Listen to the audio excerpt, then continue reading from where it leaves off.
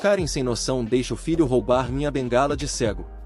Então, um pouco de contexto, sou uma mulher de 28 anos que ficou cega recentemente. Quando eu era adolescente, me voluntariei com meu grupo local de jovens para ajudar a reconstruir o Mississippi após o furacão Katrina, e lá eu peguei um parasita fúngico chamado histoplasmose que, ao longo de mais de uma década, migrou para os meus olhos e causou cegueira gradual. Estou totalmente cega há cerca de um ano, então sou bem nova nisso, mas enfim. Quando fiquei cega pela primeira vez, mal saía de casa e tinha medo de ir em público. Sentia que todos estavam me encarando e, sinceramente, mal sabia o que estava fazendo. A transição tinha sido difícil e eu não tinha nenhum grupo de apoio para me ensinar. Um dia, meu marido pergunta se posso pegar um Uber até o banco e depositar um cheque de aluguel, e eu concordo relutantemente. Enquanto estava fora, ele me manda outra mensagem e me lembra de que estamos sem alguns mantimentos essenciais. Havia um Walmart grosseiro literalmente do outro lado da rua do banco, então pensei que tudo na vida é uma experiência e que eventualmente eu teria que aprender a fazer compras sozinha, então por que não? No começo, estava tudo bem, e eu só estava pegando algumas coisas, então não precisava de um carrinho. Estava usando minha bengala e o pouco de habilidades de colocalização que tinha na época para me locomover, mas ainda estava esbarrando em coisas, como nós cegos às vezes fazemos. Minha bengala de repente bateu em algo um pouco mais macio e achei que talvez tivesse batido na perna de alguém e me desculpei. Entra a criança intitulada, criança, e a mãe intitulada, Karen. Desculpe, eu sinto muito. Karen, ei, você acertou o meu filho. Desculpe, senhora, eu não o vi lá. Karen começa a gritar, como você não o viu, ele está claramente bem aqui. Agora, estou totalmente cega, mas não uso óculos escuros. Principalmente porque não posso pagar por um bom par que bloqueie os raios ultravioleta, UV, mas também não estou procurando pena ou querendo representar a figura genérica de uma pessoa cega. Só quero ser tratada como uma pessoa normal, mas entendo a confusão dela, já que a cegueira é um espectro, então tento explicar calmamente. Senhora, sou cega, não consigo ver nada, muito menos seu filho. É por isso que preciso usar a bengala, para me locomover sem. Ela me interrompe. Se você é cega, por que não está usando óculos escuros grandes? Agora, como pessoa cega, recebo muitas perguntas estúpidas, mas entendo que muitas delas vêm de pessoas que não sabem melhor, então tento responder de forma feliz o máximo que posso. Eles são muito caros, cerca de $200 por um bom par, e realmente não preciso deles dentro de ambientes fechados. Karen, você não é cega, está fingindo. É aqui que meu sangue começa a ferver. Não consigo pensar em nenhum motivo pelo qual alguém iria querer fingir ser cego, é um inferno real, e nada me irrita mais do que quando alguém me chama de mentirosa quando não estou mentindo. Quando estou prestes a responder, sinto um puxão e antes de piscar, percebo que esse pequeno demônio agarrou minha bengala de $100 das minhas mãos. Para aqueles que não entendem, é como se você estivesse fazendo compras, e de repente, a energia elétrica se apagasse e você não conseguisse ver nenhuma luz. Sem minha bengala, mal consigo me mover sem bater em alguma coisa. Minha voz fica trêmula enquanto começo a entrar em pânico. Por favor, devolva isso. Eu realmente preciso dela. Karen, não, você não precisa, mentirosa. Meu filho merece brincar com isso mais do que você. Ouço ela se afastando e minha bengala cara batendo em displays de metal e coisas assim enquanto eles saem. Começo a chorar, agitando os braços na minha frente para agarrar algo, qualquer coisa, e acabo batendo e caindo em um display no corredor central, fazendo um grande alvoroço. Sempre que isso acontece, eu meio que me enrolo em posição fetal e choro. Estou sozinho em público, na escuridão, e não tinha ideia do que fazer.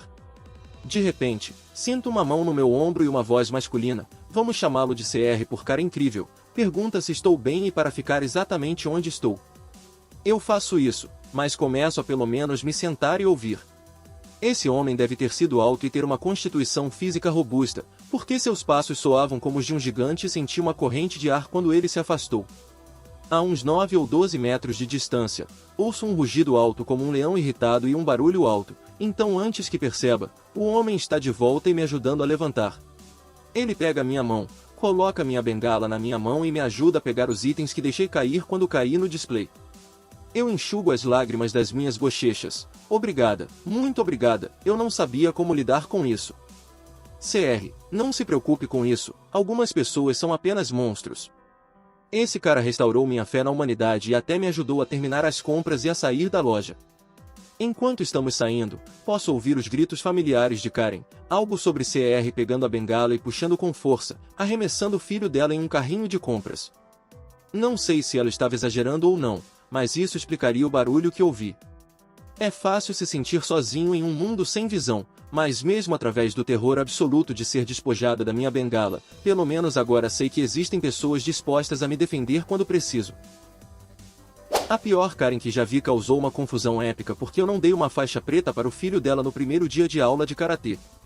Contexto: eu ensino Kenpo Karatê como faixa preta de 2º grau. Também tenho uma assistente, Akira, uma faixa preta de 1º grau por mérito próprio. Eu não sou o dono da academia, meu instrutor é, mas como ele está ficando mais velho, eu e Akira cuidamos das aulas para os mais jovens, enquanto ele lida com o lado administrativo e a aula de adultos. Temos 3 classes. Aula para crianças, idade de 5 a 10 anos. Aula intermediária, idade de 11 a 15 anos. Aula para adultos, idade de 16 anos ou mais. História principal. Então, a aula para crianças acabou quando uma mulher entrou com o filho dela. Ela diz que o filho de 13 anos quer fazer aulas de karatê, então eu cumprimento ela e a faço sentar com meu instrutor para preencher os termos de responsabilidade e tirar as medidas para o uniforme. Outros alunos chegam para a aula intermediária e eu e Akira começamos a trabalhar. Eu fico com a maioria da turma, cerca de 15 crianças, enquanto Akira trabalha com o novo aluno individualmente para ensinar a ele golpes e posições básicas. Não se passam nem 5 minutos e eu ouço Akira chateada, mandando o novo garoto fazer 10 flexões. Por quê? Ele chamou Akira, que basicamente é uma voluntária, de uma palavra bem feia. A Karen, a mãe, levanta e diz que o filho dela não pode fazer flexões, pois ela não quer que ele fique dolorido. Akira deixa ele fazer as flexões de joelhos, mas não passam nem 5 minutos e ela manda ele fazer mais 20, já que ele a chamou de outra palavra feia. Para referência, Akira está na casa dos 20 anos, e o garoto tem 13. Sem mencionar que há outros pais e crianças aqui também. É completamente inapropriado. Então eu vou até lá e peço para Akira trocar de lugar comigo. Enquanto ela faz isso, ela me olha com olhos arregalados e sinaliza com a boca: que porra é essa? Então eu vou até o garoto e pergunto por que ele insultou a minha assistente Keira. Ele disse que não gosta de garotas. Quando perguntei o que ele quis dizer com isso, ele disse que só ouve o pai dele ou outros garotos. Ele não vai me ouvir de jeito nenhum. Ele precisa de disciplina. A mãe confirma para mim, rindo. Como se criar um monstro fosse algo para rir. Quando vou ganhar uma faixa preta como a que você tem? O garoto me pergunta. Saiba que ele esteve socando o ar o tempo todo. Esse garoto é hiperativo de forma agressiva. Bom, leva um bom tempo. Eu estou treinando desde os 5 anos e ganhei minha faixa preta aos 21, então demorou um tempo, eu digo. Não, eu não quero esperar tanto tempo. Eu quero a minha agora. Ele diz, o rosto gordinho agora vermelho e suado por causa do treino no ar. A mãe me faz um gesto para me aproximar e sussurra no meu ouvido. Você acha que poderia dar uma para ele? Só para deixá-lo feliz. Desculpa, mas ele tem que conquistar. Nós não somos uma fábrica de faixas. Bem, ele nunca ouve um não. Sinto muito, mas não é assim que fazemos as coisas aqui. Eu tenho dinheiro, posso te pagar extra. Não, desculpe, só damos faixas quando são conquistadas. Depois de vários minutos discutindo e conversando sem chegar a lugar algum, a Karen explode comigo. Eu paguei, dê uma faixa preta para meu filho. Ela se levanta e aponta o dedo na minha cara. Foi tão repentino que eu instintivamente dei um passo para trás. Ei, relaxa aí, senhora. Alguns outros pais se juntam à conversa. Antes que eu possa responder a Karen, ouço uma grande confusão atrás de mim. Ouço mais pais e alunos gritando. Me viro e vejo o novo garoto batendo em uma garota da turma. Keira está gritando: ei, pare! No entanto, essa garota que o novo garoto está batendo é uma faixa roxa e uma pequena durona por conta própria. Ela prepara um chute frontal e acerta o garoto irritante no meio do corpo, bem em sua barriga fofa. Ele grita e se curva, chorando de dor. Eu estava tão orgulhoso dela. Ei, aquela meninazinha machucou meu filho. Karen passa por mim e sobe no tatame, indo até o rosto da garota de 14 anos que seu filho acabou de atacar. Essa garota já está assustada e começa a chorar, mas Karen aumenta o tom e empurra a garota no peito com a mão. Keira fica entre elas duas e está com o rosto vermelho de raiva. Eu imediatamente corro até lá e tento amenizar a situação, mas nenhuma delas está disposta a ceder. Pais se levantam e começam a gritar. Tire suas mãos da minha filha! O pai da garota, que estava com os outros pais, grita para Karen. Ele começa a se aproximar de forma agressiva, mas recua quando percebe que eu e Keira, ambos faixas pretas, estamos ao lado dela.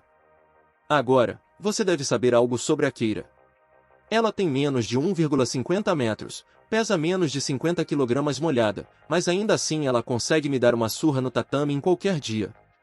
Ela é rápida, precisa e incrivelmente flexível. Ela consegue controlar o corpo dela e fazer técnicas que eu simplesmente não consigo. Então, Keira e Karen entram em uma discussão acalorada. Eu digo para Karen: saia daqui com seu filho e não volte nunca mais. Não ouse encostar em nenhum dos meus alunos. Entendeu? Eu elevei minha voz e estava realmente irritado. Vá se ferrar.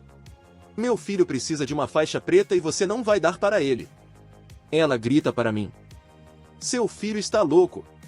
Ele atacou nossos alunos. Keira interrompe, mas isso deixa Karen furiosa, e ela tenta dar um tapa na cara de Keira. Ah! Grande erro!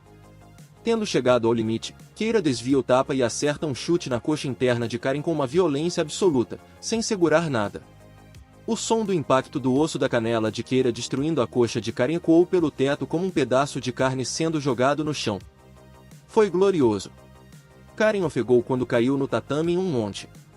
Oh, meu Deus! Ela segurou a perna enquanto o garoto Brax se levantou e correu na direção de Keira. Eu fiquei na frente dela e segurei os braços do garoto que balançava selvagemente. Ele me acertou algumas vezes, mas eu me recuso a bater em crianças de jeito nenhum. Deixei ele se cansar. Um dos pais ligou para a polícia. Após entrevistar todos os envolvidos, eles determinaram que Keira e eu agimos em legítima defesa. Nenhum de nós queria entrar com acusações de agressão contra Karen, mas os pais da garota que Karen empurrou pensaram de forma diferente sobre isso, então Karen foi levada algemada. Karen disse que iria nos processar na justiça civil, mas como temos termos legais, esperamos que nada disso dê em algo. Quanto ao garoto, eu sinceramente sinto pena. Sua infância foi roubada por uma educação horrível, e eu gostaria que tivéssemos tido mais tempo para colocá-lo no caminho certo. Eu particularmente não gosto das visões dele sobre as mulheres e sinto que poderia realmente ter ajudado a mudar isso. Talvez sim, talvez não.